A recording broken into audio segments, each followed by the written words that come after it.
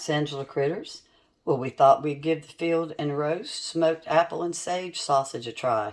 I'm getting ready to fry up some cabbage with some peppers and onions. Sure, and peel the case. I'm cooking the sausage first because I don't want to overcook it. And this way I'm kind of flavoring my pan.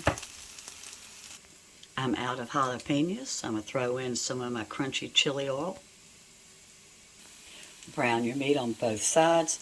I'm going to take it out right before it's completely cooked, so I'm going to add it back at the end. So I like cooking my potatoes first, kind of going ahead and letting them brown a little bit. I'm going to add a little bit more of my chili oil, spread it around, because there's nothing worse to me than cabbage and onions with potatoes when everything's not brown. And you know, there's more potatoes than there is anything else. That's kind of the main staple. So I'm going to cook these up for a little bit before I throw in my cabbage, peppers, and my onion, and spread around my spices. Since, like I said, I'm out of cayenne. I'm going to add a little onion powder, a little garlic. I'm going to put some garlic in.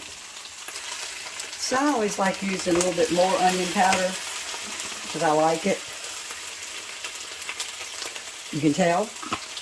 And I'm not a big fan of salt, but I want to use some garlic, so more garlic.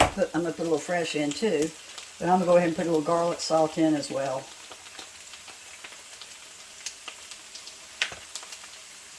And smoky paprika. If you've never tried smoky paprika and you just use regular paprika, you need to give it a try. And then this is one of my favorites, Kinder Seasoning Caramelized Onion Butter. It just seems to make everything I cook taste better.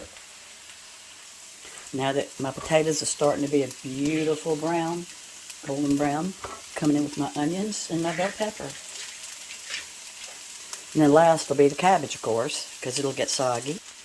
Now that my onions are running clear, it's time to throw in some cabbage. Throw in the sausage back in with my cabbage.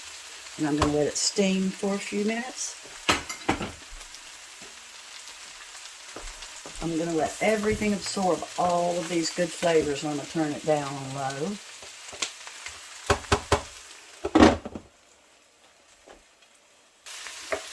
Stir. So I learned through trial and error that I like my cabbage and onions and potatoes this way better. I just found that when I put them all in at once, I kind of end up with a mushy mess. So it's not any longer, really, you know, it's not any more trouble to cook them kind of separately and then add them together. But boy, does it taste good. I just ate a potato and it knocked my socks off. So these are going to steam just a little bit longer.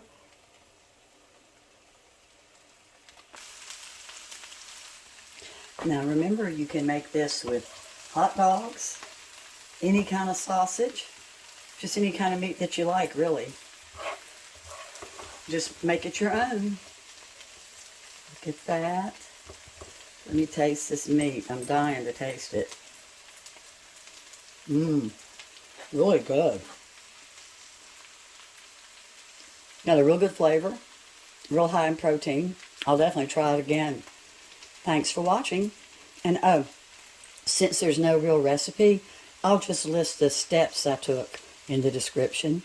Bye-bye.